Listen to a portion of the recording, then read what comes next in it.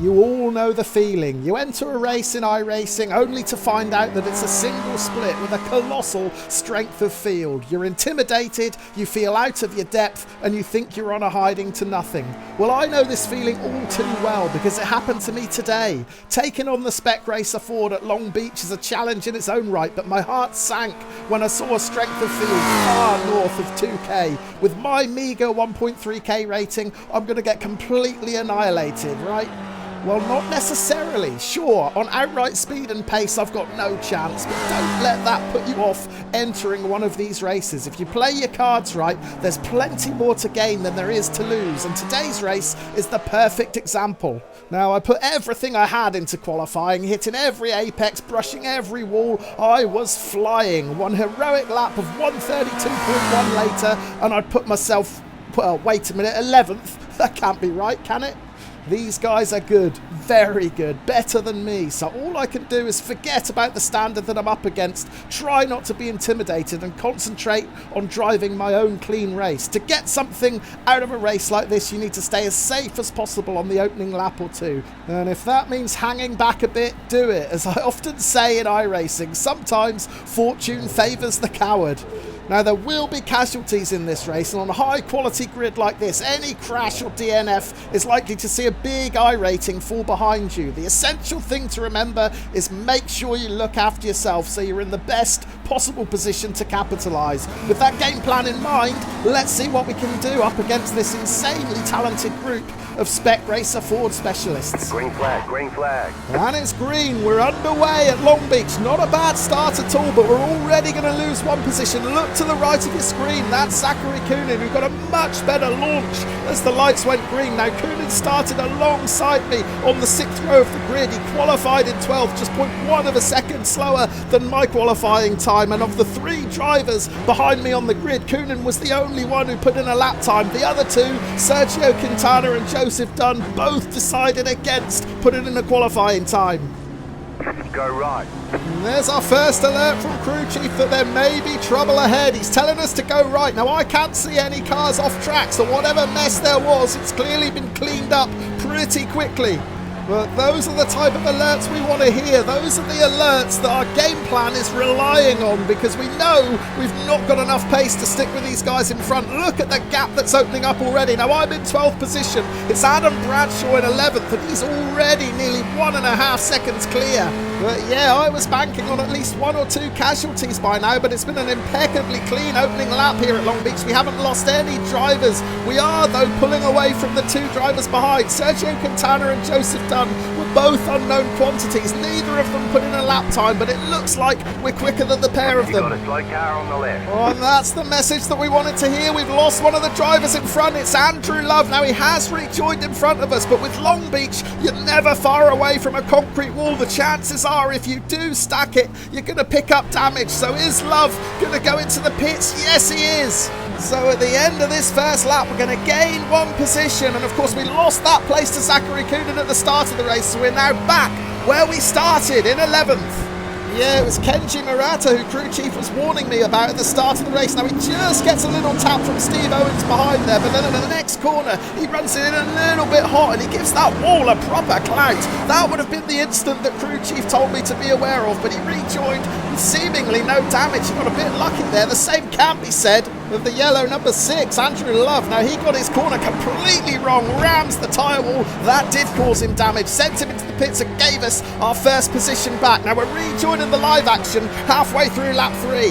Now, as before, I was hoping we might have lost a driver or 2 by now. We haven't done. They're all staying incredibly clean up front. So when this happens, we've got to make the most of drivers battling and slowing each other down. And that's exactly what's happening with the 2 guys right in front of me. Adam Bradshaw and Stephen Mitchell, they're locked in a proper scrap for 9th position. And that is helping me close in on them. Yeah, good little battle this one. Watch Stephen Mitchell try to make a move up the inside, but the trouble with that inside line, it does cost you so much speed on exit. Adam Bradshaw, having the racing line, has the pace down the back straight to hold on to the position. Lap 5 now, and unfortunately we're still down in 11th position. There's been no crashes, and look at that gap between Adam Bradshaw and Stephen Mitchell. They're not even slowing each other down now. Bradshaw is clearing off, so I'm beginning to wonder whether my game plan is going to work at all. Just stop the hit. Oh, that's the message I wanted to hear. There's a cloud of smoke around the hairpin. The big question is, where is it? Oh, there he is. It's Zachary Coonan. Well, I'm glad he was getting off the racing line there. Otherwise, we would have ploughed right into him. But instead, we're up to 10th. Yeah, Coonan had fought his way up to 6th position when he ran in just a little bit too hot into this hairpin, and it's so easy to lose the rear of these Spec Racer Fords, and he times his rejoin to perfection. Fair play to Zachary. Well, although we've gained a position from that spin, Coonan didn't hit any barriers. He's got no damage and he's rejoined right behind us. So now we've got to deal with a faster driver breathing down our neck. Now, my plan in this predicament is always the same. I'll never risk my neck trying to defend against a faster driver. If he makes a move, I won't make it difficult for him. But I'm going to make it difficult for myself. I've completely missed my braking point there. There was an incident ahead in the corner. That, combined with the crew chief alert, just spooked me at the worst possible time. Yeah, this is the incident that distracted me for just a split second. Now watch the number 10 out wide, Christopher Schultheis. He himself is going to get spooked by Christian Voshan making a move up the inside. He tries to readjust his line to leave Voshan space, but yeah, that's what happens. He slides into the tyre wall. Meanwhile, I'm a couple of seconds behind. I see the incident in the corner of my eye, and that's all it takes to distract me. I miss my braking, and at this point, it looks like I'm parking up for a day trip to the aquarium. Lap 9 now, we've just passed the halfway point of this race, and thanks to that mistake I just made, we are now well off the pace. The gap to Zachary Coonan in 9th is nearly 10 seconds. So with a gap that big, we can no longer rely on small spins. We need big crashes to be able to gain positions here. We do get an alert that there might be some trouble ahead. I can't see anything at the moment. Has the instant cleared? It looks like it was Christian Voshan involved. He's dropped from 7th to 9th, and he might have stacked it again. The yellow's right. Where is he? He's over in the wall to the left. Thankfully, we entered that corner cautiously. I just lifted off when I saw the yellows come out, and that has promoted us up a position. Yeah, it's 2 crashes for the price of 1 from Voshan here. He's in the middle of a 3-way battle for 7th, behind Adam Bradshaw and in front of Zachary Coonan when he loses the rear going into that left-hander. Now that's his first spin. He rejoins, and at the very next corner, he's just running it in too hot and clips the tyre wall. That sends him into the concrete wall, and that's his race over. Well, saying goodbye to Voshan didn't dampen the battle for 7th position at all, because Zachary Coonan and Adam Bradshaw are still duking it out in front of me. They're 6 seconds clear, but look how close they are. Coonan has got around Bradshaw to take 7th, so Bradshaw's down to 8th. I'm 6 seconds behind in 9th. Oh, and it looks like that scrap might have ended in tears. What's waiting for us around this corner? It's Zachary Coonan who's spun out.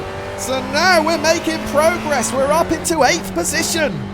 Yeah, it was a cracking tussle between these two drivers. Fantastic advert for sim racing. Close, fair and respectful racing, but oh so tight. This is Zachary Coonan making a brave move up the inside of the hairpin. He hasn't quite got the pace to pull alongside Bradshaw. However, he uses the toe to make his move at the very end of the straight into turn 1. Diving up the inside. A really good pass.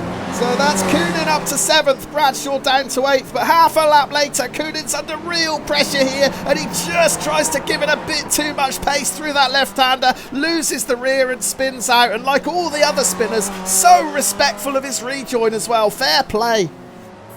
So we'll return to the live action on the last lap of the race. The game plan hasn't worked too badly. We've got ourselves up into 8th position. I don't think it'll get any better because Adam Bradshaw is 7 seconds clear in 7th place with only half a lap to go. However, he is closing in on a back marker, so you never know.